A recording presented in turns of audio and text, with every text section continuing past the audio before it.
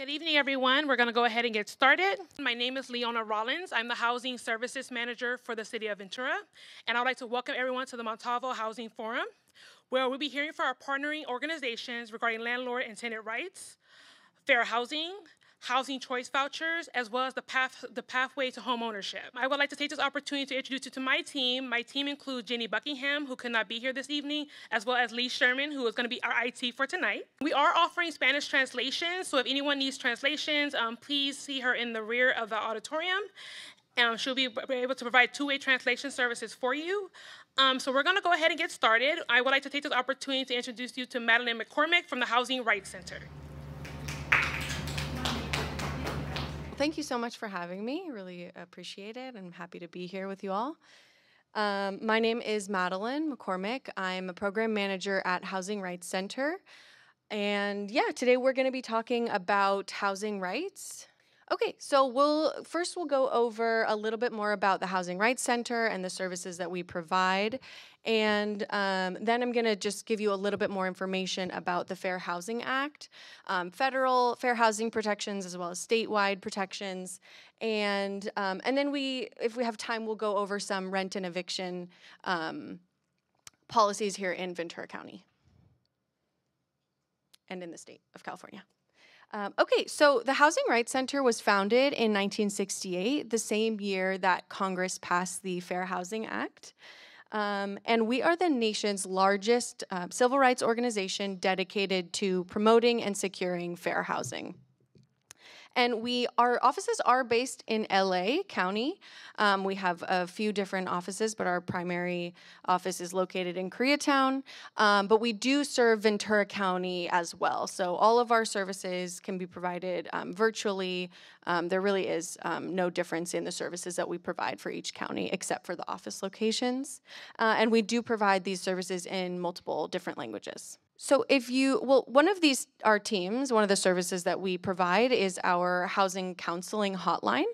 And this is a counseling hotline that both tenants and landlords can call and speak to our trained housing counselors and who will answer questions about things like rent hikes, eviction notices, fair addition to fair housing law, of course, and fair housing protections. All information shared with our counselors is private and confidential.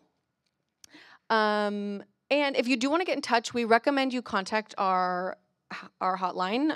You can call them. It's staffed from 8:30 to 5 p.m. every day. We have heard that it can be difficult to get through on the first try, so we do recommend leaving a voicemail.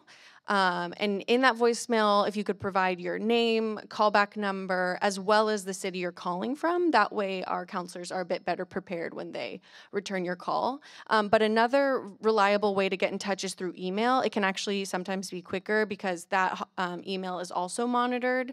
That's info@housingrightcenter.org. And you can also schedule appointments directly through our website, virtual appointments, but they do fill up pretty fast. So we recommend scheduling them as soon as you decide you want to speak with someone, you have your issue, et cetera. We also have our discrimination investigation and enforcement team. I believe that was your former team. Yes, Leona was the former director of the discrimination investigations team. And so essentially our counselors are trained to screen for housing discrimination. And when they do come across a case of discrimination, they do have the possibility of investigating it. And that's where this team comes in. And then some of the possible resolutions might be mediation between tenants and landlords, filing a complaint with a fair housing agency like HUD or the California Department of Civil Rights, and potentially litigating it in court, although that happens, on very few cases. I hope I did that justice. And then we have our outreach and education team, which is the team that I am on. And we provide our weekly webinars, COVID-19 weekly webinars, although protections recently did just expire in LA County. So those are kind of winding down. But we also provide a resource called Project Place. And this is a really great resource. It's updated every month, and it's a very extensive list of affordable housing locations throughout both LA and Ventura County. And if you're interested in receiving that directly to your inbox every month, you can sign up for our mailing list on housingrightcenter.org. All right, so let's get into fair housing. So, the U.S. Fair Housing Act makes it illegal to discriminate on behalf of protected characteristics. And these include race, religion, sex, and that includes sexual orientation and gender identity, as well as the color of your skin, national origin, familial status, and disability, both mental and physical disabilities. And so those are protections that are offered to everyone extending throughout the United States. But here in California, we have additional protections in fair housing law. And those include marital status, ancestry, gender identity and expression, sexual orientation, source of income, medical condition, as well as military and veteran status. So I'm going to go into a little bit more detail on some of these. So familial status, this is a pretty frequent, these are pretty frequent cases of discrimination found under the familial status protections. What it really means is landlords can't discriminate against families with children. So really any family with a minor under the age of 18. Okay, so that includes minors who are already living in the household, as well as a minor who might arrive at the house via or the residency via adoption, pregnancy, foster care, things like that. And it really just has to be anybody who is legally designated through writing to take care of a minor under the age of 18. And some examples of discrimination under familial status include locating families in a certain part of a property. So even if a landlord might suggest that it's for the benefit or the safety of the children, for example, one common example is, we don't want children living on the second floor because it could be a liability. So that's actually a form of illegal discrimination because landlords are not allowed to prohibit families from or locate them in certain parts of a property over others. Additionally, publishing ads stating no children or adults only, or applying highly restrictive rules, things like no minors under 14 allowed on the premises or things like that, or allowed without parent supervision or things like that. Really excessive rules is also considered to be discriminatory under these protections. National origin refers to a tenant's country of birth or their ethnicity that's not necessarily tied to a specific country. And these include things like physical or cultural traits, immigration status, or primary language or accent.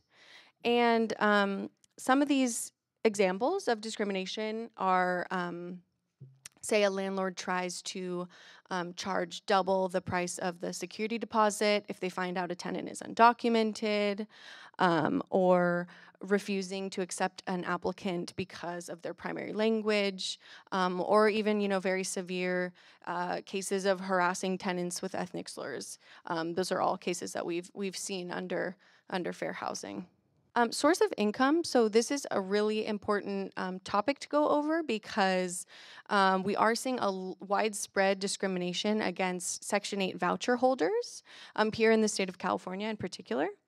And Section 8, what it means when we say, source of income, what it means when we say source of income is that landlords cannot discriminate on where based on where the tenant's income comes from, as long as it is, of course, legal income, right? So this includes non-traditional forms of income like alimony or child support, as well as Section 8 housing choice vouchers. And the important thing with housing choice vouchers is a lot of landlords, one of the legal practices that many landlords apply is requiring that a tenant earn 3 times the amount in rent through their income, that their income reaches 3 times the amount of the cost of rent, right? But when it comes to Section 8 Housing Choice Voucher recipients, it's really important to remember that the income the income standard can only apply to the tenant's portion of the rent. Yeah, great. So I have a question for you all. I'm going to give you a case scenario. So we have our applicant, right? Our tenant applicant, who is named Joey, and Joey makes $300 per month at his part-time job, okay? And Joey receives a housing choice voucher that's worth $900, right? That's the value of the voucher. And Joey applies for an apartment where the rent costs $1,000 per month, okay? The application for the apartment says that tenants must earn 3 times the amount of rent, right, in order to be accepted in this apartment. My question is, does Joey meet this income requirement? Yes. Hearing some no's, yeses, some no's, some yeses.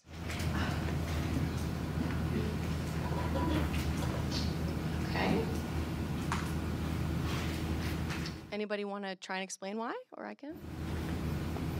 Well, 900 and 300 is 1,200, so that's not 3 times 1,000. Okay. We'll just see if Okay, so the answer is actually yes.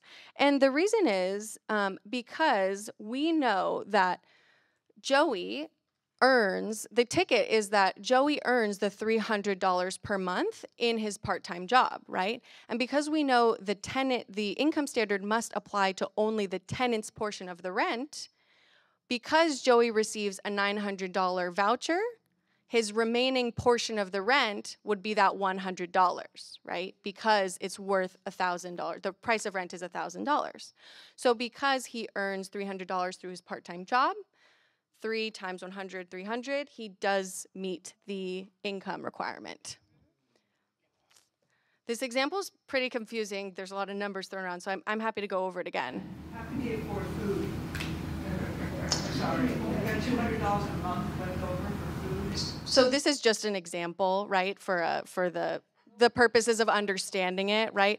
But I mean, there might be other income taken into consideration, might be other, forms of income that Joey receives, or gig work, food stamps, yeah, many different ways that, exactly, yeah. We won't worry about But I that. think the idea is that you have to measure it against the portion that's not covered by the voucher. Exactly. The key here is that because the voucher covers $900, Joey is responsible only for that $100 of rent, and because he earns 3 times that amount, he does meet this income. So the threshold would be him earning at least $300?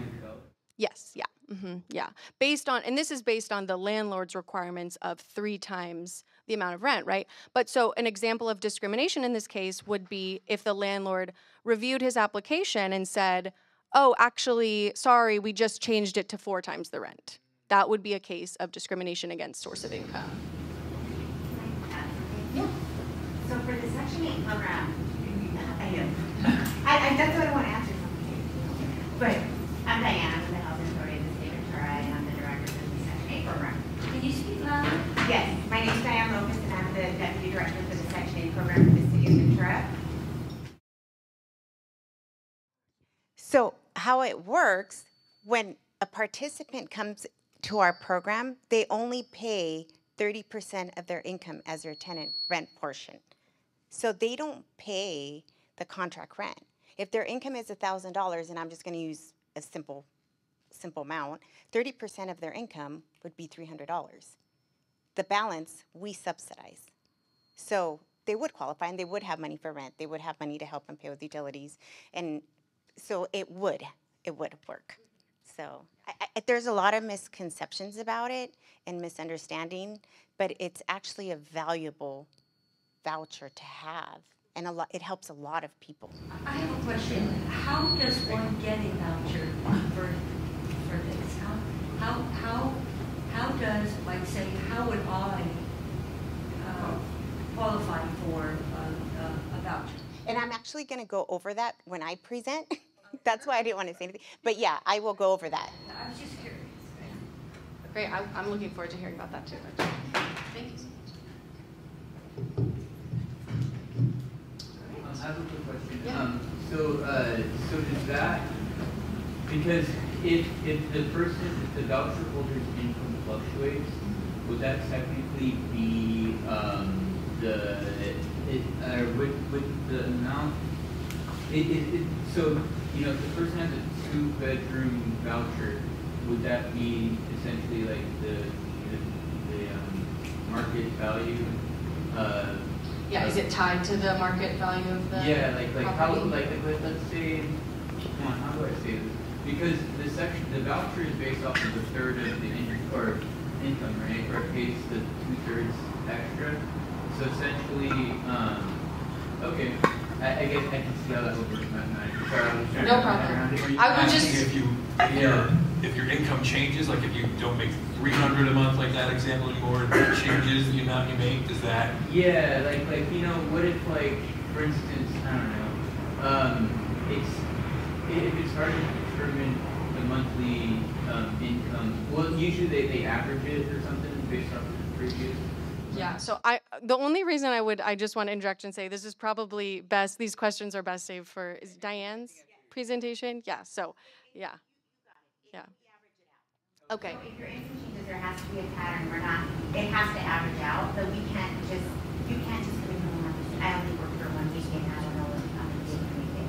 Next time, there has to be a pattern. A consistent demonstration of, okay, got it. So the Immigrant Tenant Protection Act, so this went into law in 2017, and there's actually, there are multiple parts to this law. So first of all, it prohibits landlords from threatening to report or actually reporting tenants' immigration status to authorities, right? So they can neither call immigration authorities, nor can they even threaten to the tenant and say, I'm going to call immigration authorities, right? So both of those are illegal. If the tenant and the landlord end up in housing court, this law also prohibits attorneys involved in the case from using the tenant's immigration status against them, right? So that's also prohibited. And then third is that if let's say the attorney or the landlord violates either of those first two portions of this law, the tenant then has the right to sue the landlord in court and under a private right of action, right? So they can actually sue the landlord and say, you broke this law, and it also provides them with a defense against eviction as well. So is this for undocumented immigrants or just immigrants? Really, it's across the board, any form of kind of immigration status. But yeah, I believe it is designed to protect tenants who do not have legal status. Yeah. So in California, in addition to all the protections I mentioned, there are additional protections I want to go over quickly.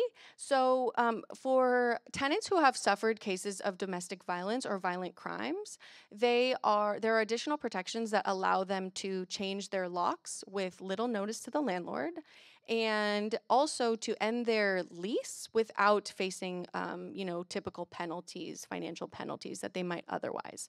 The standards of proof are different for both of these, so I would recommend looking more into them if you think they apply or apply to someone you know. There's also protections for age and arbitrary reasons. So as we know, minors are protected under familial status law, but for anyone over the age of 40, there's also age discrimination protections under the Unruh Civil Rights Act. There's protections against hate crimes under the Ralph Civil Rights Act. And also, if your primary language is Spanish, Chinese, Tagalog, Vietnamese, or Korean, you are entitled to bring an interpreter with you to negotiate with the landlord. And it doesn't have to be a certified interpreter, a professional interpreter. It can be, a friend, a family member, just anyone who can help you negotiate in your primary language. And then you're also entitled to request a translated lease at no additional cost. Some prohibited practices for fair housing law: refusing to sell or rent housing based on anyone's protected characteristics, as we mentioned. Saying that housing is unavailable when actually it is available, right? So if a family with 2 kids arrives at a property and the landlord says, sorry, we don't have any units available, but then a single or individual person arrives and says, oh, here, let me show you this 1-bedroom apartment, that is a form of discrimination. Applying different terms or rules to certain people over others. Using discriminatory statements or advertising, things like no Section 8 in ads or no children, as well as using threats, intimidation, harassment, or retaliation. I have a quick question about that. I used to work in property management, and my supervisors would tell me to tell people, when people would call to ask about Section 8, I was supposed to tell them they have to make 3 times the rent, and that's kind of false. Would that be discrimination? No. I got one. Okay. I gotta leave. Okay, so I'm going to talk about disability accommodations and protections in fair housing. This is a pretty broad category in fair housing law. So tenants with disabilities have the right to request request accommodations or modifications in order to ensure equal use and enjoyment of their housing. And really what that means is, can this specific accommodation or modification enable a tenant with a disability to live here and enjoy this equally as much as somebody without this specific disability might, right? And if a disability is not readily apparent, a landlord can ask for verification that the request is medically necessary, but that verification cannot require a medical diagnosis, right? It cannot include the requirement for a medical diagnosis. So a verification can be provided by any reliable third party who is familiar with the individual person's situation, okay? So that can be a therapist, a school counselor, a social worker, etc. We also advise against using website certifications. So this often comes up with behavioral support animals, right? Because people want to demonstrate that they do have the need for an emotional support animal. And there are often websites advertising, pay a fee and we'll provide you with a certificate that says you need a behavioral support animal. But if that doesn't include like a specific consultation with a therapist or something like that, the person providing that certificate really has no authority to, state that individual person's need, right? And with disability accommodations and modifications, it always has to go back to the individual needs of the tenant.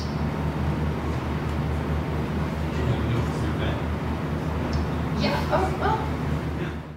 Probably stating that the the animal has gotten all its shots. Yeah, definitely. So it's really easy to do like tele, to the dog. Yeah. I think back when they had like the medical marijuana thing, you could just like do a quick video call with the guy that had the doctor's degree and got like Carter. So do they have the same setup for that? I figure they have the same setup for that. So I'm not. It can come from a doctor. A doctor is generally a reliable third party, but it doesn't have to. If it comes from a social worker or a therapist, yeah. If whether that evaluation is conducted via telehealth, that's should be acceptable. And then another thing is that our housing counselors can help tenants kind of move forward with requesting reasonable accommodations and modifications, because a lot of people are pretty confused or intimidated, on how to do that, how to go about making those requests. So our housing counselors at HRC can help with that process. Okay, so the difference between accommodations and modifications. So accommodations refer to a change in a service or a policy. And in those cases, it's the landlord's responsibility to bear the cost. And so an example of that is if a tenant receives a disability check, and that's, one of the ways that they're going to pay their rent. Let's say a landlord usually asks for rent on the 1st of the month, but that tenant's check doesn't come till the 3rd or 4th of the month. It would be a reasonable accommodation request, right, to ask the landlord to accept the check, to accept rental payments on the 3rd or 4th, or, whenever after. And then, so that's an example of kind of a change in policy in which the landlord would be required to bear the brunt of the cost. But with modifications, this is a change to the physical structure of the unit or the building, right? And in these cases, it's the tenant's responsibility to bear the cost, okay? So that could be installing a wheelchair ramp into their unit, installing grab bars, visual doorbells, things like that. It's the tenant's responsibility to pay for those changes.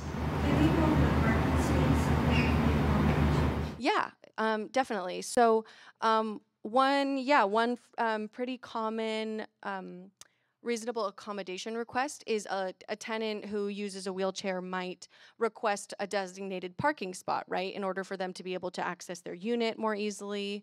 This is that's a reasonable request, and as long as, it is possible, as long as the property does have parking, right? But the one key thing to note here is that the landlord, just because they're assigning it to one tenant based on their disability protections, it doesn't mean that they need to assign it to every single tenant.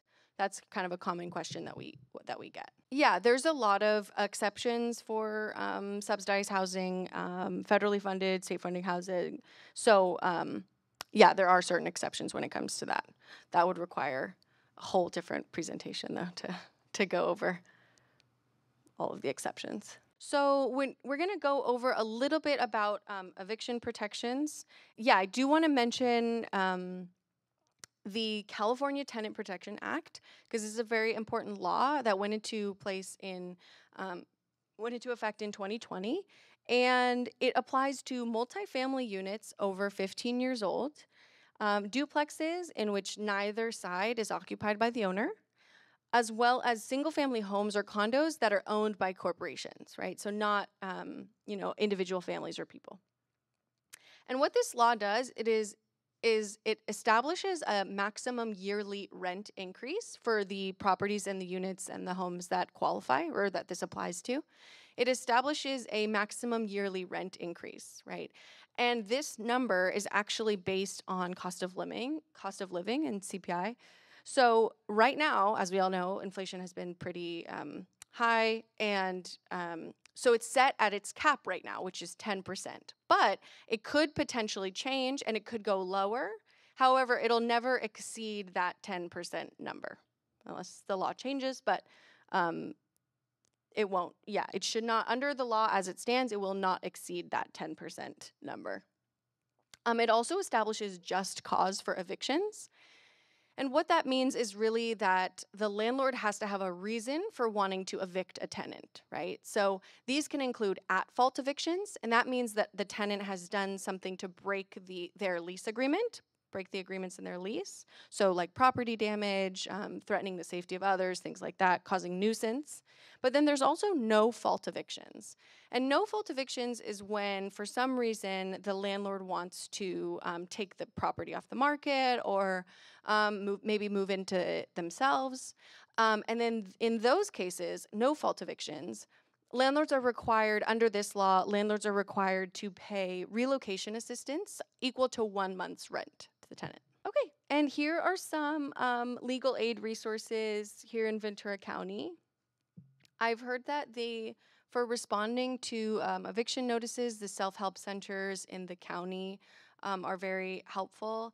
And then also, we also on our website have automatic forms for responding to, or auto-populated forms that are that can help respond to eviction notices, and also notices that are received by the court when a tenant receives them from the court. So yeah, those are also available on our website. What's the grade law of Ventura County? I'm personally not familiar with that themselves, but I'm assuming they'll. Is an attorney, his name is actually Gray, his last name. Oh. Yeah. But yeah, he's For seniors. for seniors, yeah, specifically. As far as the 10% max annual increase, you said it's based off the CPI. It's based off the laws. If we were to try to make them, some sort of political movement to lower that, would that be addressed with the state or with the county? So I'm not really sure who, where, I mean, yeah, I would probably, with your assembly member, right, because this is a state bill. But the thing is with this law is that 10% number actually does change as it's set, right? And the way it's set up right now is it actually, we'll probably find out pretty soon, because it's calculated from April to April of the previous year, and then it'll go into effect in August, right? So this number will change, or it won't, in August of this year. I just wonder if we can get like a cap of like 5% no matter what. Yeah, so in order to do that, I would, suggest advocating for rent controls within the city of, not that I'm suggesting this, but a possibility is to advocate for rent controls in the city of Ventura through the rent stabilization ordinance, as the city of Oxnard did.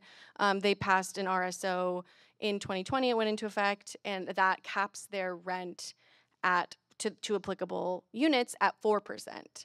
And so the thing is with RSOs, actually this is an important note, is that when it comes to RSOs, rent control ordinances, the city supersedes the state, right? So city landlords can't, within the city of Oxnard, say, oh, actually we have the California TPA, so the max is 10%. No, actually the city of Oxnard passed a law that says it's max 4%. So that city law will always come first in those cases. They're actually working on rent control here in Ventura right now. It's in progress right now. It's being reviewed today. At one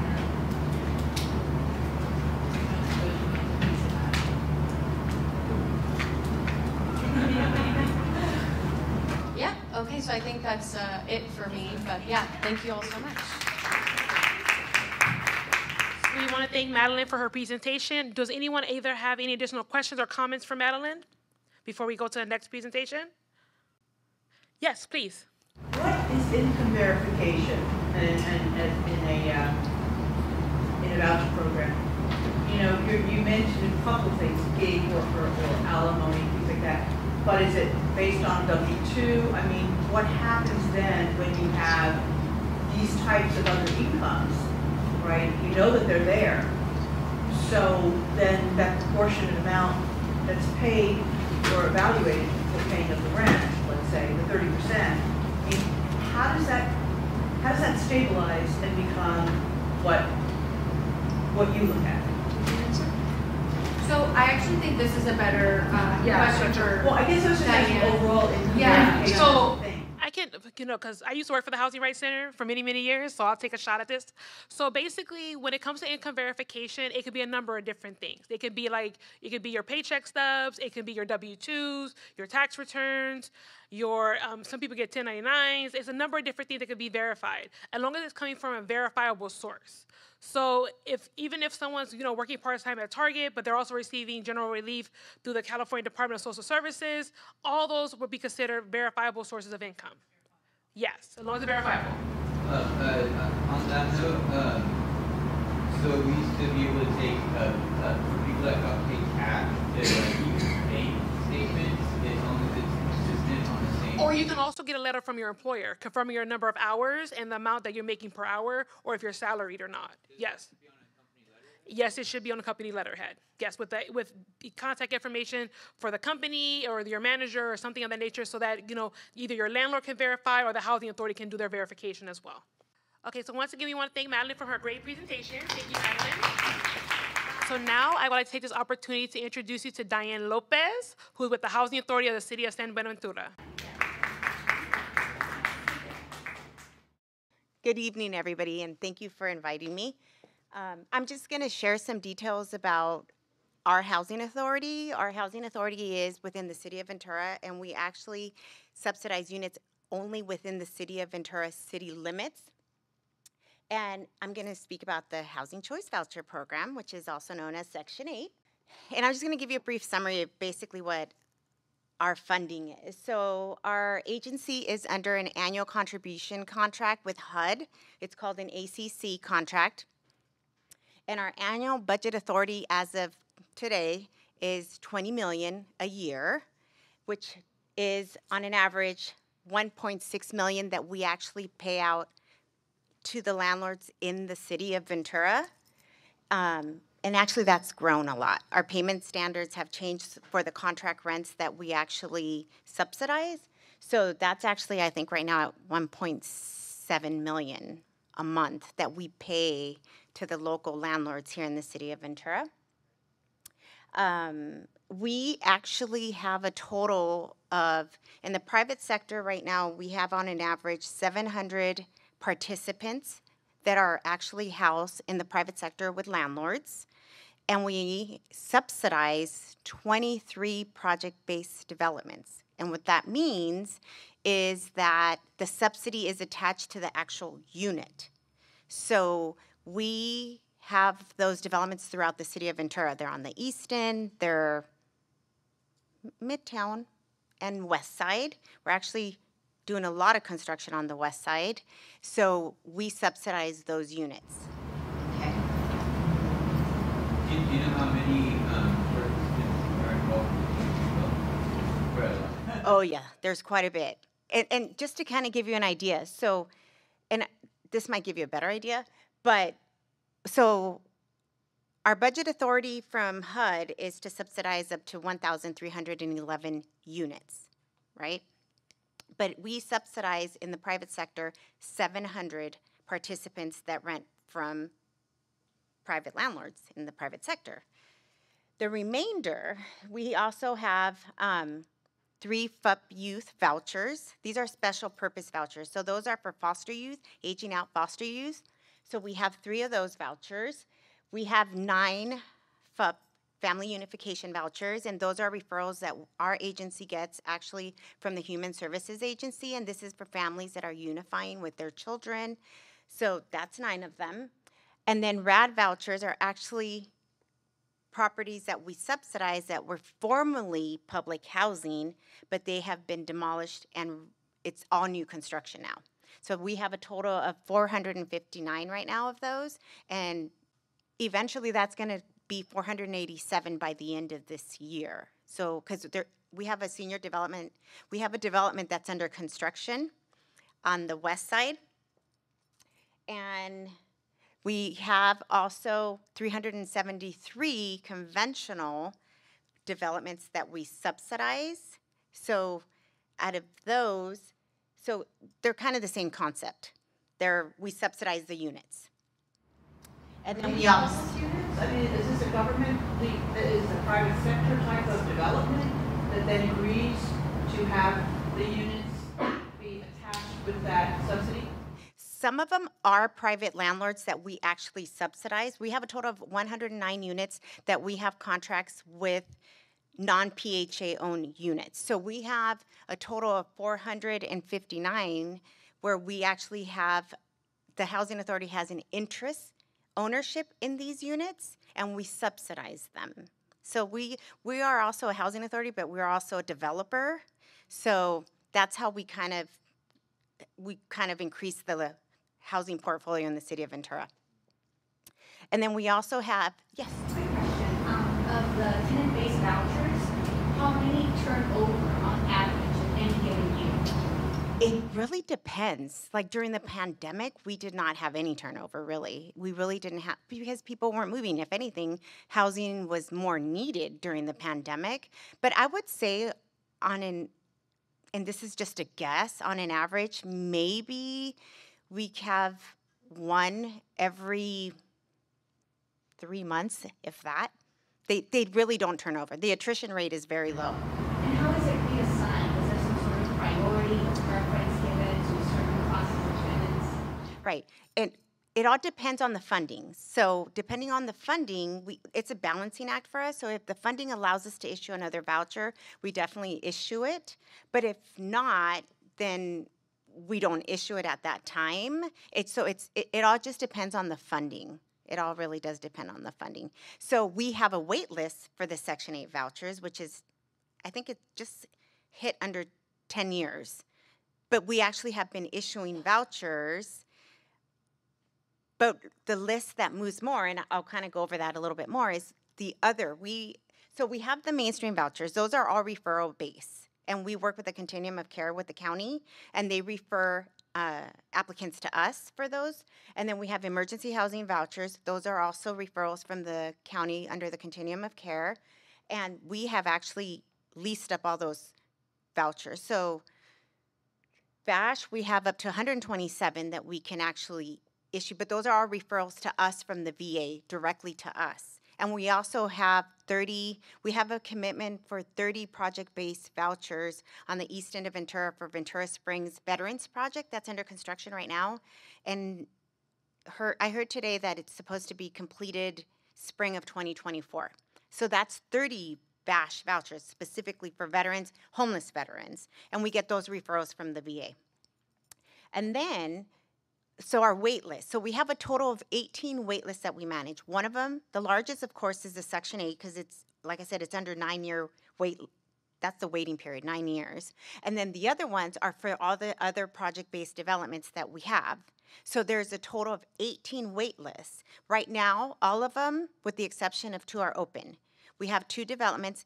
They each have special preferences and income limits, but there's 2 that are open. And I actually brought some brochures that give everybody the details on how to apply, because you could apply online.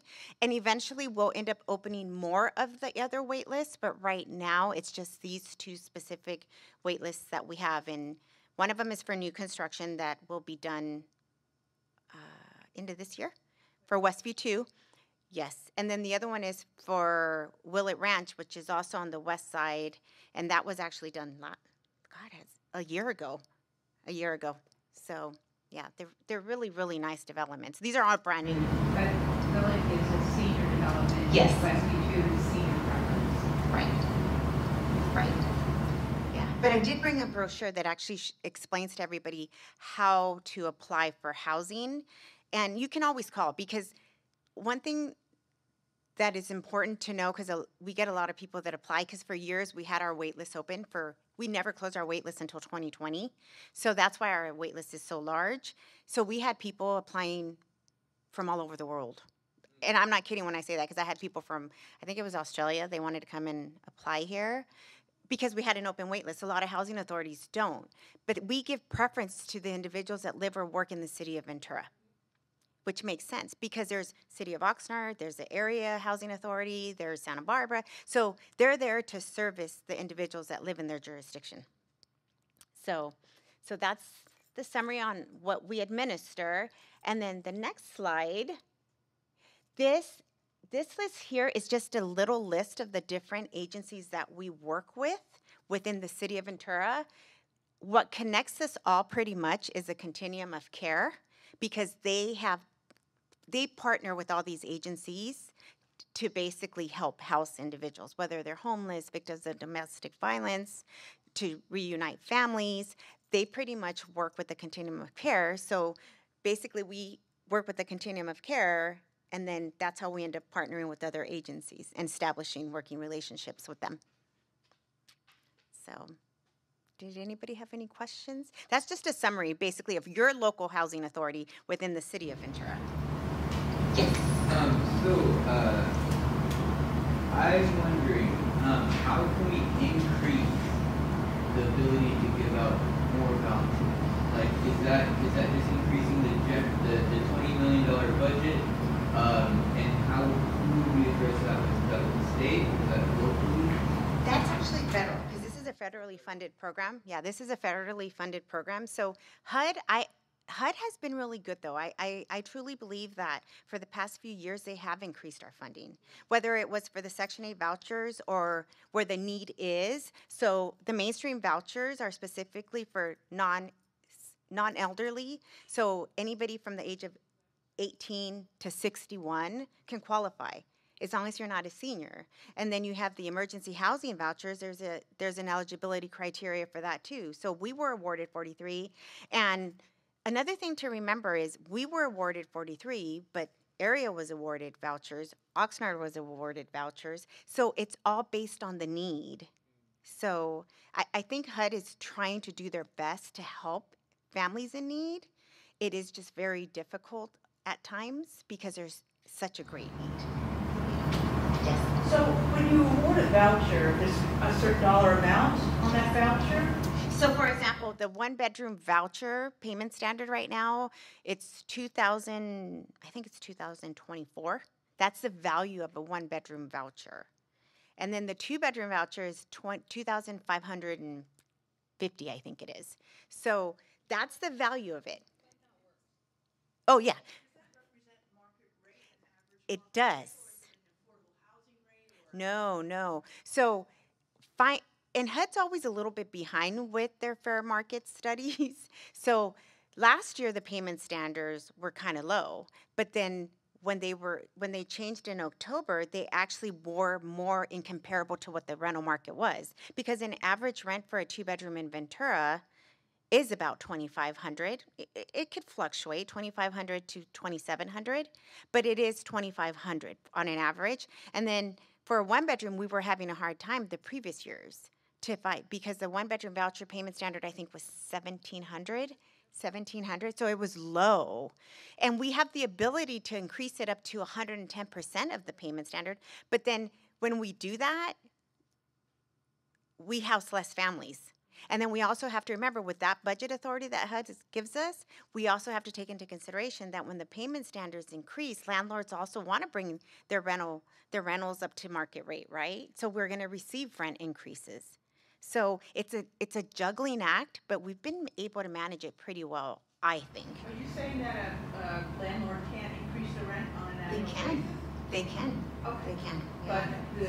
But there's a cap. Well, here's the catch. So they can 10%, but there is some affordable housing designated developments that are exempt from that. And I don't want to go into that because that's not my area of expertise, but I do know that for a fact, because when a landlord requests a rent increase from us, then they have to notify us that they're exempt from it. So they certify to us saying, I'm requesting this rent increase and I'm exempt from that. So if it's like usually a landlord that owns like one single family dwelling, I think for the most part they're exempt from that. But if it's like Amanda said, right? Oh my God. If it's like a corporate, like an apartment, let's say a huge apartment complex, right? Then they're not exempt from that. No, they're not. They actually have to comply with the 10%. But the affordable designated housing developments, like all these developments that we subsidize, they're exempt from that 10% cap. They can go up or down, but the families are being subsidized. So that's the difference. If you're not being subsidized, and I think that was the mindset when these restrictions were set in place, especially during the pandemic, because so many people lost their jobs, it was finding a way to limit the rent increases when families weren't even having income. So Yes. Is there a square footage requirement for a 1-bedroom? So as long as it has walls and a 1-bedroom. Well, it does have to meet housing quality standards, and we have a list of what those are. And yeah, so there is HQS standards, and we have an inspector that does actually inspect it and goes to the unit, and if it doesn't meet those standards, we can't subsidize it.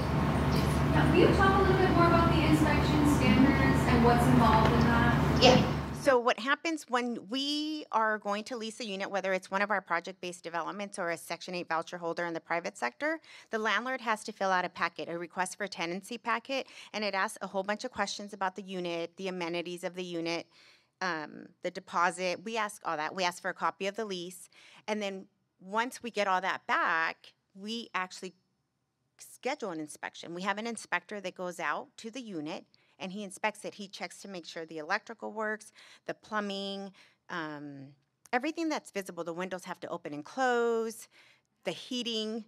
Yes, Yes, for sure. It has to be a permitted dwelling. It can't be a unit that's not permitted. So there's all these little standards that they do have to pass. And we actually have a list of them that we provide to the landlord in the request for tenancy approval packet. It provides them all the details of it to kind of help them. So, I know that there's, so the housing authority, they have a maintenance department to maintenance the house, the units that they have interest in. Yes. I wonder, is there any possible conversation we can have about extending the maintenance department to private landlords that rent out to Section 8? Actually, we have discussed that in the past. I just think right now our focus is just making sure that we maintain our properties, the PHA owned, because landlords have their own contractors that they work with, and they don't want to have to worry about us and our requirements. So, Well, I was just thinking to like incentivize to lessen Section 8 discrimination, to like to incentivize the landlords to open up their properties to Section 8. and you know what though? I know that discrimination exists against Section 8. It does. It does. But I have to be honest, we have a lot of our voucher holders. We also get a lot of participants that port to our jurisdiction from other jurisdictions, Santa Barbara, the other county areas, and they find rentals. So we have a really good working relationship with a lot of the local landlords. So I think that is a plus for us and our participants because we're very responsive. And like I said, when we work with the landlords, we're trying to work with them, not against them. So we have a lot of participants that actually do not have that many issues finding a rental. And a lot of times when they do have issues, it's because they have barriers, whether it's unfavorable background check, not desirable rental history, or their credit history is not that great. And those are suitability requirements by the landlord, not by us, because we don't do that. That's the landlord. But for the most part, we don't really have a lot of issues with participants finding rentals in Ventura. Yes. If there's a rent, let's say a subsidy, like you mentioned, the 2,500, and a tenant can, once the price license is a little more 2,700, all the subsidy can, the ability can have that eventually. Is that allowed or is that allowed? There's actually a formula. So the maximum that a participant can pay towards their rent at initial lease-up is 40% of their income. If your portion is going to exceed that, we can't approve it. We can't. So a lot of times if your income's higher, there's still an income limit to qualify, but if your income's higher, normally you can qualify for a higher amount because 40% of your income can offset the subsidy. Like I said, it's kind of a weird formula, but it all depends on the income of the family and making sure you don't pay more than 40% of your income. Anything over 40% at initial lease-up, we cannot approve. It's HUD regulation. So I'm confused on that. So how does one qualify for a dwelling? Well, you have to get on the wait list first, and it's based on date and time of application. And then when your name reaches the top of the wait list, we assess at that point your income. And what are the qualifications? I mean, can anybody just say, I want to be on the wait list? Yeah, anybody can apply to get on our wait list. Anybody can apply. Well, this is what I always tell individuals when they call and ask, can I get on your wait list?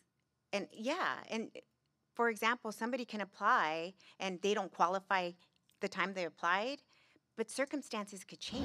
What are the qualifications? Well, the income limits, I don't have the income limits with me, but it's based on household size. And how much that household makes? Yeah. So there is a qualification. Yeah, there is an income qualification. And for Section 8, it has to be 50% of the area median income or less. That's the minimum, or the maximum, I mean. 50% of the area median income for the city of Ventura, for the county. So right now, what you're saying is that right now for Yes. it's $110,000 at the maximum, so you have to pay 50% of that. That's your You have to make that 50%. At least 50K. Yes, that's the maximum. No, For a family of four. For a family of four. For a family of four. Yeah, that's per four. You have to pay less than 50. Ventura County is 36,000 is the median. You have to make less than So you would have to make at least 18,000 a year in order to qualify. I think for one person, No, it's or less. yeah, it has to be or less. Yes. Yeah. So 50% of AMI is the maximum that you can make. If you're above that, you won't qualify for Section So what is the median income? It depends on the household size. For example, I think for one person at 50% of AMI, I think it's, I think it's 30. Is it 30 or 26,000? I could be wrong. I should have brought that. At 50% of AMI? No. Yeah. What was it? Is it? No, that can't be right, Kyler. That's area housing. Yeah. Yeah, go ahead. I have 2 questions. One, the list for foster youth is separate from the 9-year list, correct? Right. With that, we don't even have a list. We get referrals from the Human Services Agency. That's where we get that list from. Well, when we get referrals, they do. They do. Yes. And then it's reassessed every year, correct? Every year you have to prove your income, Yes. and so your voucher will adjust. As you make more money, you pay more of your rent, and HUD pays less. The idea would be then that somebody would, so to speak, graduate, but it sounds like that doesn't happen because you have so little turnover. Most people never get, they pay more and more, but they never. Right. Once they get a voucher, they probably have it till they die. Not always. We have had some individuals that actually purchase homes. Believe it or not. Yeah, we have. So they graduate out. Yeah, they basically, yes, they do. But the majority of the population that we house, we have a lot of senior disabled developments. So, I mean, I don't think you're going to have turnover with those, but the families do have turnover. Those are usually the ones that turn over. They either move away or they graduated from college and they now have a nursing job or, yeah. So just, I'm just looking at a chart. And so for family of 4, median income is 125,400, and 50% of that is 62,700. So you have to earn less than that for a family of 4. So in Maryland, if the voucher's $2,500 for them, but they made $50,000, the voucher's going to be much smaller. They're going to have to pay a larger percentage of their rent. They pay 30%. If they're at the top of the income. Yeah, you'll always pay 30% of your income. And at times you could pay 40. And if once you've already been in the unit for a longer time, you could pay more. It depends on very different scenarios. But if you're at the $50,000 range and you said you would not qualify if you were obligated to pay more than 40% of your income. Right. So it's really, you can't exceed 40% of 50,000. Yeah, and are you sure, Karen, that's the income limit for one person? Okay, that was for 4. Yeah. It's 43,900. Easy. For 50%. So it has to be 43,900 or lower. Right. That's for a family of 4? That's for one person. For one person, so it's $40,000? 20, so 50% is 20,000? Yeah. Right? And then 40% of that is like, Well, yeah, so the 40% comes into play is, the payment standard is like 2,500. Right. So if the rent that the landlord is charging is 2,500 or less, then you're gonna pay 30% of your income. Right. But say they're charging 2,700, well, you can also charge, pay 30% of your income as rent, plus the extra 200, as long as that total amount is 40% or less of your Yes. income. Yes. I know. well, how do you It's- handle yeah. rent increases in that regard? So, We your income do. doesn't go up, but your rent does. Right, and what happens a lot of times if a landlord increases the rent for a participant way above the payment standard, the participant pays that. Or we tell them, you know, we have other units that you can move into that are more affordable because for us, our developments, we maintain them so they're affordable. So, but in the private sector, it's different, and we can't demand a landlord to not increase their rent. Now that there's a cap, it's different. You know, there is a cap with the 10%, which is kind of nice. You know, so it just varies. Different scenarios. We could go over a ton of different scenarios. So, any other questions? I do. I have one. I hate to do this. I'll shut up after this. No, it's okay. You mentioned that you are a developer. right? So what I'm assuming is that what you're doing is you're taking those monies that are allocated to you, and that becomes more or less the financing, or a portion of the financing, to build the building, right? But you're partnering with someone, correct? No, no. And I'll let Karen explain that Okay, because I'm she's sorry. our- She's not. I'm not in development. No. So, You should probably go to the mic for the report. Yes. Sorry. Right? Thank you. So what we do when we're developing affordable housing is we basically go out and find the financing. And we're primarily working with what's called the Low-Income Housing Tax Credit Program, which helps us bring equity to the program.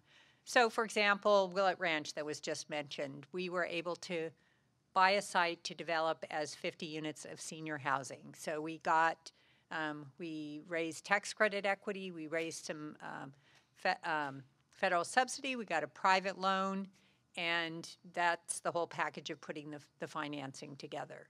So does that kind of answer your question? Yeah, it does. I was just wondering if that's a public-private partnership or so. Yeah, I would call it a public-private partnership. We're the public, and we have a private lender, we have a private investor in the low-income housing tax credits, and we have a whole lot of other partners. So yeah, it's complicated, but it all comes together and works. That's why she explains it, not me. You had another question? Yeah, it was related to I guess the household size per number of individuals per household versus compared to the size of the individual, square feet, or number of bedrooms. I assume probably more based on number of bedrooms and number of individuals, right? Correct. So it's like see what individual is a senior or disabled person or maybe a couple that could be entitled to one bedroom. Those are the occupancy standards. So one individual qualifies, usually if they're senior or disabled, they qualify. Right. Thank you. If they're senior or disabled, they're going to qualify for a one bedroom, and it's 2 heartbeats per room. So yeah, it's 2 people per bedroom really. That's how our program occupancy standards work.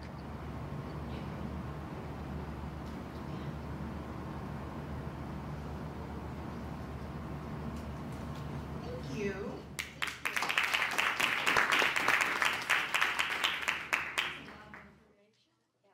Yes, a lot of information. We're so thankful to Diane Lopez for her presentation and all the information that she shared about housing choice vouchers. So now I would like to take the opportunity to introduce you to Ricardo Asamena, who is going to be from Ventura County Community Development Corporation, also known as VCCDC, and he's going to present on the pathways to homeownership.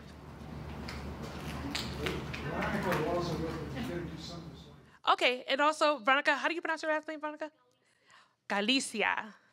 Beautiful. Thank you.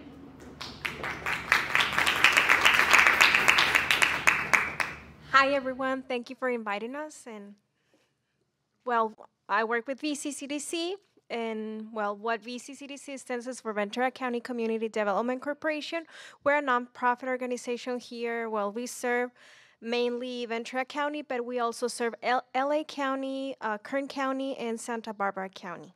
Part of our mission is to empower individuals and families to purchase, to have a own space to live. Next slide, please. The organization was funded back in 2001. Mainly, the distinguisher was we don't only need affordable housing for rent, also to purchase. So that's why Bertha and Rodney Fernandez created VCCDC.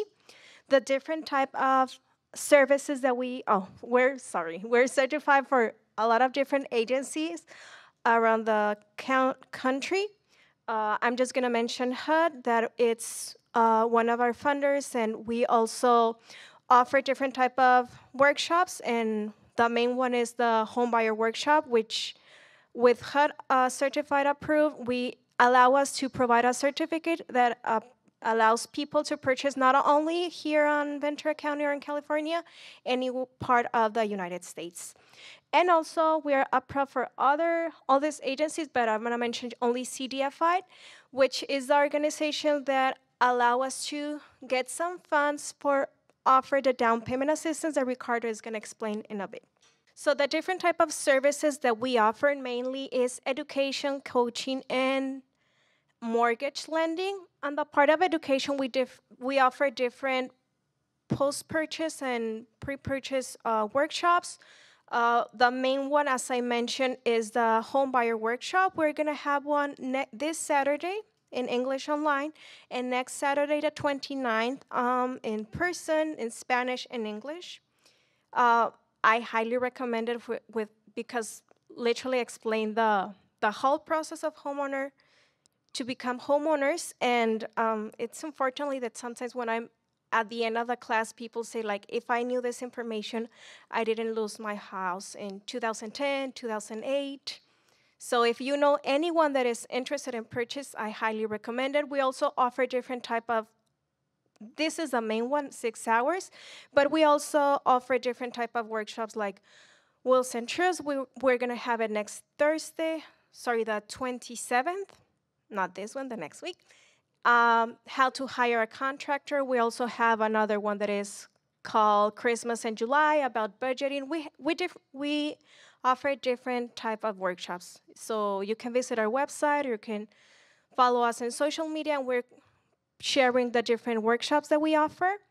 And on the coaching side, our counselors are HUD certified counselors that they literally sit with you, review your credit, your taxes, depending on what is your goal. If it's purchasing, to set up a goal, depending on your situation, if you need to increase your savings, improve your credit, reduce debt. We also offer reverse mortgage counseling or post-purchase counseling, depending what the family or the person need. And on the lending side, we offer down payment assistance that also Ricardo is gonna share in a bit. So I already talked about the homebuyer education. If anyone is interested, even if you already have a home, it's good to know what is the process. We offer, it's a 6 hours workshop, so we get deep on the process. We explain starting on savings, budgeting, how to fix or how to improve our credit. We have a realtor in the session that advise you what you should look in the house, how to talk with a realtor, and what you should ask this person. We also have a lender. Sometimes it's in one of our office, or sometimes it's also one of our partners, and they explain the whole process of lending, how to get a mortgage and everything. And also we explain the different types of down payment assistance that we offer. And for receive that type of down payment assistance, this workshop is required. And we also have an insurance agent that explain you what you should look, and all the advice before having insurance. We also explain what to do to prevent foreclosure. It's literally the whole process. So if you know anyone, these workshops are HUD approved. So if you want to purchase in any part of the country, this certified is valid, and it's good information. And we also have, as I mentioned, the coaching for homeowners that one of our counselors get with you and guide you depending on the need, basically, of the family. And we try to see how we can help you. And the other portion is the lending, which Ricardo is going to explain, unless you have any questions.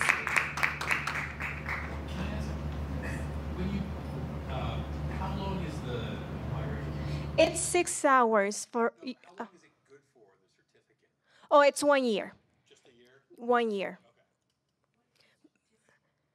Okay. The certificate is a certificate that you attended to the workshop, and this certificate makes you eligible to receive down payment assistance. Could be here on the counties that we offer, all California, or any part of the United States. And we offer all the services in Spanish and English also. It's for free. As a nonprofit organization, almost all our services are for free or very low cost compared with a regular market.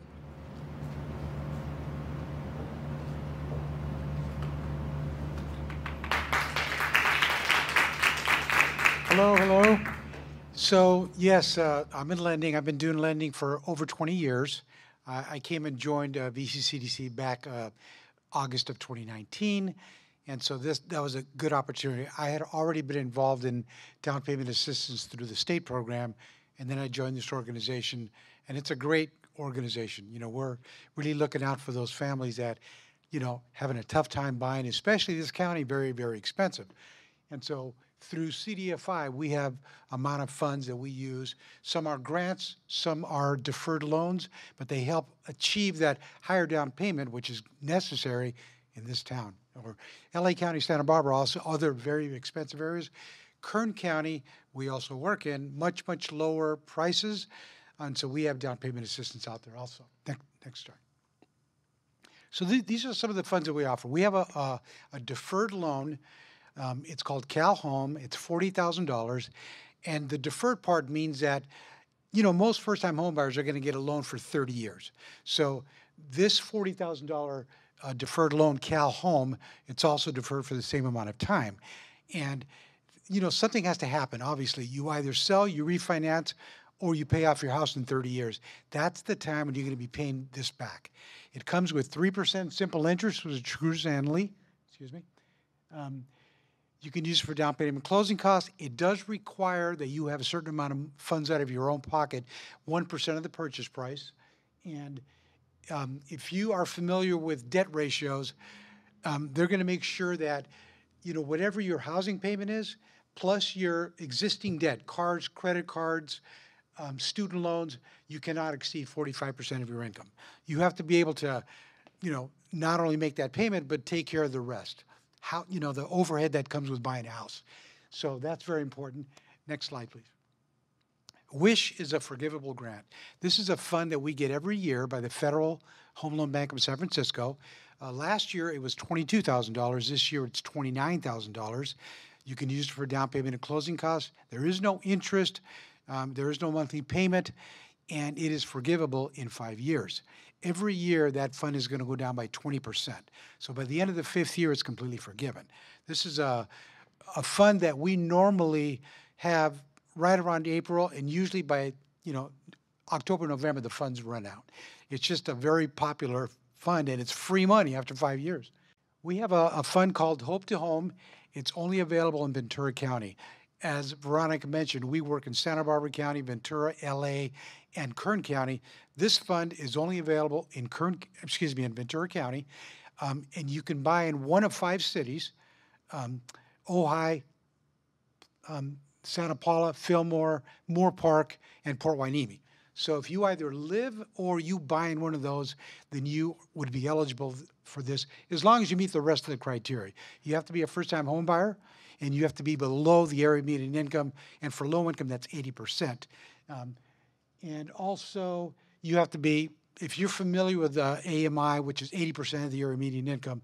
And so this fund is also a fund that we probably will have longer than the WISH grant, but as long as you buy in unincorporated areas or these 5 cities, you can bundle this with the other grants that we've got. So this is a map of Ventura County. And so it's got all the cities, which I think are 9 or 10. And if you buy in one of those 5 cities or any of the areas that are considered gray, that is unincorporated. So there's parts of, for instance, Oxnard. I know of one area called El Rio, if any of you are familiar with that. That's considered unincorporated. So there's probably in every city areas that could be unincorporated. And this map, there's a link to it that you can put the address in, and it'll tell you, you know, if it is or is not in unincorporated areas. We also work in Bakersfield, same name program called Hope to Home. This is not a grant, though. This is a deferred loan that you have to pay back. It does have simple interest that accrues annually. This one is $40,000. Last year it was $23,000. You have to buy within the city limits of Bakersfield. And so you'll see on the next screen, this is basically Bakersfield. Everything in orange or yellow is the county limits. So if you find a property in one of these areas, you would not be able to use that 23,000. But anywhere else, the gray or the blue areas, that is considered city limits. So this is a fund that we can put together with our Wish Grant, because Wish Grant and Cal Home we can use in all of the counties. The only one that's not eligible there is going to be the Hope to Home one in Ventura County. So this same name, you can bundle it with ours. And so it's about 109,000 we have available in Kern County for people that meet the criteria for low income. Next screen. So these are the income limits for 2022. We are very hopeful that when they come out again, and we are expecting that to come out very soon. We were thinking that it was going to come out this week. We don't know, because last year we got those limits around the 17th, 18th of April last year. They went up from 2021 to 2022 by almost $10,000 a year. So with what's been happening in just in California, you know, the feds keep raising the rates. Property values still continue to be high. We're hoping that they're going to increase it significantly, you know, maybe another 10,000. That'll make it, you know, families be eligible. Unfortunately, I talk to people every single day that are just above that threshold. And unfortunately, then they're not eligible for any of those funds. They are eligible for the other program called Cal HAFA. They provide other down payment assistance for higher income. Yes? What is the average price of a home that families that qualify for these programs are buying? That's the part that is difficult, because my job every day is to talk to clients. And so they call our office. They know we have funds. They call us, and, you know, they qualify for 350,000, 400,000, you know, and I can tell them, you're eligible for $92,000. Plus, you can bundle part of Cal HAFA. We give them all this money, but in the end, they cannot exceed 45% of their income. And so that makes it difficult for a lot of the families that we talk to. They're low-income families. And so that's the challenge of this job, you know, the fact that everything has gone up. This is Ventura County. The limits are going to hopefully go higher. You can see a one-person household, $70,250, and then on up all the way up to a family of 8. So $132,000 for a family of 8. Thanks. This is considered low income. That's correct. And, you know, there's a disconnect there, obviously, because if you are low income and you're eligible for all this money, you can't buy something, especially in the $500,000, $600,000, $700,000 in Ventura County. So that's the part that's tough. Basically, East Ventura County kind of sets the bar a little higher for us. Yeah. You know, yeah, their city median income is really high, so then it makes it for the rest of the county that the lower income will be really high. Yeah, it works out. Well, it's good for us for lower income people. So this is Santa Barbara County. I don't know if any of you are looking out there or live out there, but Santa Barbara County also we work with, and we can provide $69,000 in assistance out there. $40,000 our Cal Home Deferred Loan and the Wish Grant, which we use in all the other counties. So that's that, and then next screen. LA County, it used to, you know, it's funny, a couple of years ago, LA County was a little bit higher than Ventura County, and then in 2022, they switched. This is all the state and the county that sets these numbers, so I'm not sure what the criteria that they use, but it was a little bit higher with LA a couple of years ago. So Kern County, the last county that we work in, you can see the income limits are much lower. And they have that fund, the Hope to Home, which we can combine with our funds, $109,000 available in Kern County, but you have to be under that income limits. And so, you know, we talk to people every day, but we can't help everybody. From Here Forward is a fund that we developed last year. It was for families that were financially affected by the Thomas of the Woolsey fire. So if you were somebody that could document being financially affected, then there's $100,000 in a deferred loan. Okay, it has 3% simple interest. You can use it for down payment and closing costs. You have to at least come in with 1% of the purchase price, but you can use this fund. And it's available from low income all the way up to moderate income. It is a deferred loan that you have to pay back, but not until you do something. Sell, refinance, or pay off your house. And it's up to moderate income. As you can see, the numbers are higher in that respect. Go ahead. We also work with Cal HAFA, if you're familiar with Cal HAFA. They're a state program. I've been doing them for the last 20 years. And they offer for higher income earners. In Ventura County, the income is $228,000, okay? And so if you're under that income limit, we only look at who's ever going on the loan. We don't look at the rest, whoever else is going to occupy that property. And they just developed a new fund, which unfortunately, it lasted 2 weeks. It was this fund that they came out with called the Dream for All Shared Appreciation Loan, which we were very excited about because it was going to offer 20% as a down payment, which many of you homeowners know that that would eliminate the need to have mortgage insurance. And it came out right around the 1st. I even presented on it in Thousand Oaks, and 2 weeks later, the funds were dried up. It just was unbelievable because I think the fact that they made it available to those higher income earners, it went 2 weeks. It was a shocker, you know. I had people that had given pre-approvals. I'm sorry? What was the number of people that, you know, how many loans were issued? Well, let's put it this way. When I presented, just as that fund was coming out, one of the presenters on our panel was a broker that works with a lot high-end guy, and he said that he told everybody that he already had 33 million in escrow within a couple of days, you know. And then of course that money that came from the state was like 300 million, and in 2 weeks it was gone. So that was a shame, you know. Next screen. Oh, I'm sorry. So I'm sorry. Could you back it up? So Cal HAFA, they came out with that this year. Last year, they had a fund that they came out with, which was the Equity Builder Grant, which is a 10% forgivable grant in 5 years, and within 6 months, it ran out of funds. That was tough, but I was able to use that for a lot of clients. I was able to bundle that 10% loan with some of our monies and help a lot of families, but it went fast. And what they've got now that's left over is what they've always had. They have 2 deferred loans for higher income earners up to 228. One of them will cover the minimum required down payment on whether it's a conventional loan, 3% down for first-time homebuyers, or an FHA loan, 3.5%. They'll offer that in a deferred loan with a 1% simple interest. They have to pay it back in the future when they sell, refinance, or pay off the house. And then they also offer a second loan called the Cal Plus zero interest loan, zero interest premium, and it offers you from 2 to 3% of the remaining loan after your down payment for closing costs. So it's another fund for higher income earners, and I've used it, you know, a lot throughout the last 20 years. You know, but you know, hopefully those income limits go up, you know, on the state and county side, because it's going to be difficult, especially with the expensive homes and condos and properties out there. Next screen. This is that, you know, we actually redid this, and we took it off because it was developed before it went away.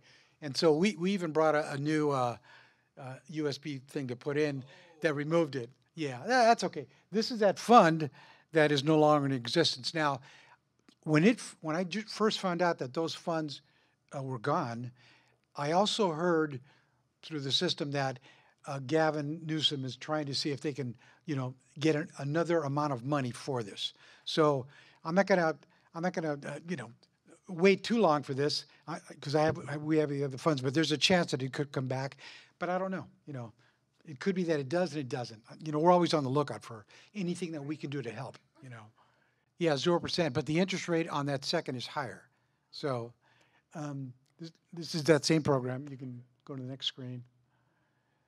And so we work with the city of Oxnard. Oxnard, they have a program that they've had for the last few years. They have about $57,000 that it's available for low and moderate incomes. And we can bundle some of our programs with that. You have to be a resident of Oxnard, and you have to buy in Oxnard. So it's not for everybody. So this is just an example, a scenario for somebody that's buying a property for $500,000. And so the column in the middle is somebody just getting their standard FHA loan, putting the minimum down of 3.5%, and then it kind of breaks it down. The interest rate that's on there is interest rate that we when we created the slide, and so it's pretty close to that right now. It has. I just noticed today because I always look at the interest rates. They're in those mid sixes, so it's pretty relevant, you know. And it breaks down somebody buying a $500,000 house, putting the minimum down 3.5%. And then the one on the right is somebody getting a conventional loan. And this is based on I believe that last year we had 85,000 because our wish grant that we just upped it in April, it's now 29,000. But last year we had 85,000. So this is an example of somebody getting a conventional loan, putting it down 85,000, and it all breaks down. The insurance costs, the taxes on the property are all the same, but obviously because you're putting such a significant down payment, the percentage of the mortgage insurance is much lower. So there's a huge difference in your payment. You can see that yellow box, 638,000 with the use of our help. And so what that helps families is, you know, possibly then qualify for this property if that's what they want, or maybe buying higher, you know, because they still got to meet that 45% maximum debt ratio threshold. But with our funds, we eliminate maybe, you know, MI, mortgage insurance, and then maybe they can buy something a little bit higher if that's what they have to do. So we offer consultations through our organization, and we don't pull credit. They can go on and complete a questionnaire, which they just put some basic facts. You know, what's your credit score like? How much income do you make? How big is your family? And so I'm gonna be the one primarily to be calling these clients. I do this every single day, and I just ask them all the questions. What do you make? You know, what is your credit like? And I basically say, based on this information, you're eligible for these funds, or you qualify for this purchase price. And after that, if they want to move forward with a full application, that's when they send us their documentation, and then that's when we look at the real numbers. But, you know, most people know what they make. Most people know what their credit is like. Most people have assets. So we can pretty much tell you, based on this, this is where you're at, you know. And then, of course, if they want to get a pre-approval, they have to send us their documents. But it's a good consultation because I don't make anybody pull credit. I just kind of communicate with them and let them know kind of where they're at, you know. And so that's important, you know. And of course, the workshop, as Veronica talked about, it's good for a year, okay? And you have to have this the certificate for that to be eligible for not only down payment assistance through our organization, but through also CalHAFA. CalHAFA allows what will use our workshop. And it's, you know, it's about 5 or 6 hours, and you can take it virtually. We are now that we're post-COVID, we are now again back to, you know, doing it like this, you know, where I'm talking to you. Whereas before, you know, during COVID, it was all virtual, you know, so you could take it in your pajamas at home, you know, and you can get your certificate. So these are ways to contact us. That's our main number. You can just give us a call, and you can ask to be, I will talk to counseling, talk to lending. We have our website. You can go on that. You know, it's a very simple process. We help a lot of people. We've been around for probably 21 years, and our goal is help families, you know. And we can't always help families, but we try the best that we can. Any questions? I had a question in regards to the loan programs you just or it's all primarily for first-time buyers. No, we're lenders. We do everything, you know. But if you want to receive down payment assistance, you have to be a first-time home buyer. Means you have not owned a home in the last 3 years. But you're regular lenders as well, so. Sure, I do refinances. I do people that are higher income that have plenty of money, and they just need a home loan. So we do it. Well, I get these letters from the mail from my credit card company, and they're always kind of give you a reduced reserve rate, lower use of your card for a certain period of time, and then if you read the fine print, most people don't read the fine print. When the interest is accruing and it doesn't pay off at a certain time, you know, they charge interest from day one of the purchase.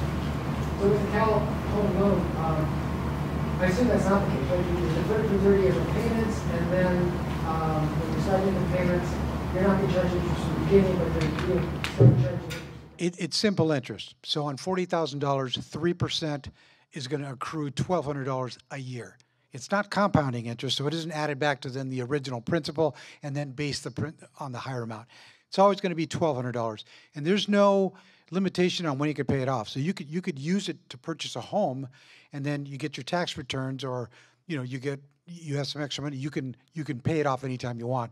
And there's a lot of people that we've helped over the years that are bringing money to our office, checks for $1,000, checks for $10,000, just to pay that down.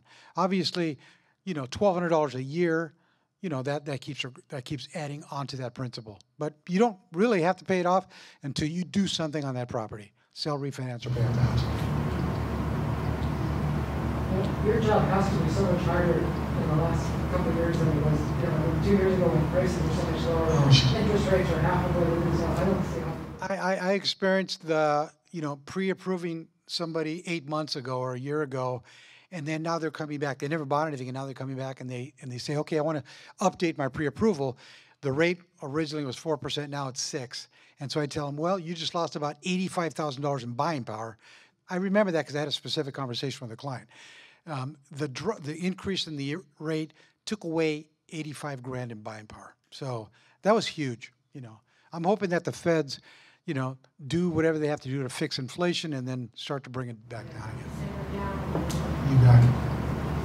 Also, we're going to have on the 17th, June 17th, the homeownership virtual conference. If anyone wants to join, it's going to be also for free. We're going to offer different type of workshops during the day. It's going to be from 9 to 1:30. It's going to be virtual.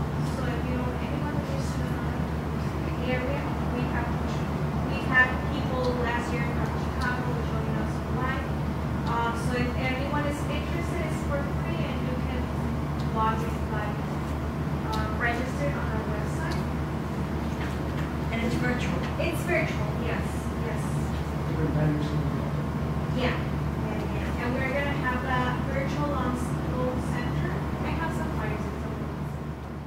Yeah, we'll be talking to clients like what I do on a daily basis from 2 to 5. So if you register, you can get in there and, talk to me or talk to Alex, our lending director, and, see what your numbers look like. Nope. That's our mission, help people.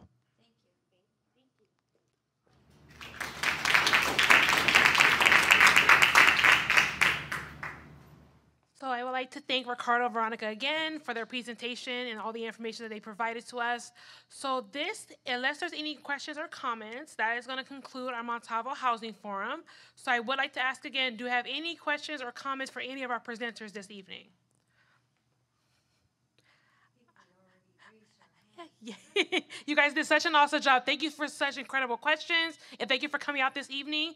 And stay tuned for additional forums that will be happening across the city. And once again, thank you so much from the Housing Services Division for the City of Ventura.